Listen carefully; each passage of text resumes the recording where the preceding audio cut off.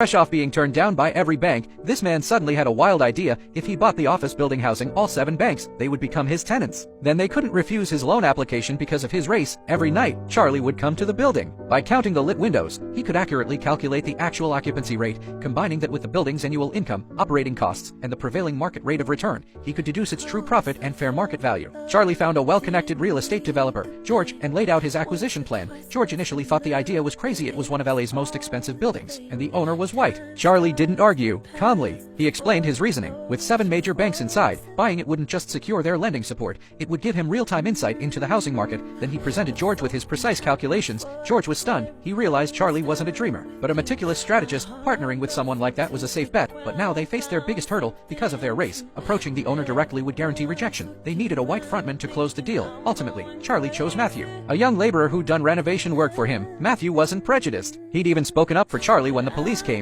He had ideals but lacked business experience. Step 1, they had to train Matthew. They taught him golf, upper-class etiquette, and real estate. Young Matt learned fast on the golf course, calculating valuations in his head mid-swing. No one would guess he'd been a common laborer. Next was approaching the building's owner, but at the golf club, security stopped George because of his race, so Matthew had to go in alone. Though nervous inside, Matthew won the owner's respect with an impressive golf shot, securing them a negotiation. Matthew wasn't a natural negotiator, but Charlie told him not to worry. Charlie had already crunched every possible number. Matthew just had to memorize the key figures. During the talks, no matter what price the owner threw out, Matthew was always a step ahead with precise financial data. The owner and his CFO were amazed, convinced they were dealing with a business prodigy. Finally, the building, listed at $2.4 million, was successfully acquired by Charlie for $1.56 million. From then on, whenever Charlie entered that building, bank presidents would rush to shake his hand, leaving the manager who'd once dismissed him deeply ashamed. With the bank's support, Charlie's real estate business soared. He didn't just reshape LA's housing landscape, enabling black residents to move into formerly white neighborhoods. He even got a meeting with the vice president. But Charlie's ambition went further. He took his capital back home to Texas. His father was amazed by his success but still adamantly opposed him doing business in Texas. Resigned. He told Charlie, even with your success in LA, the deep-seated prejudice here isn't something one man can overcome. Yet, Charlie, just like when he was a boy, didn't heed the warning. His eyes still resolute, he decided his first target would be Continental Bank in Texas, the very place he'd shined shoes as a kid. George was firmly against it. Texas is nothing like LA. A black man doing business here could land you in jail. Charlie was determined to proceed alone. Seeing his resolve, George reluctantly agreed to join him on the gamble. Wealth isn't a permanent friend,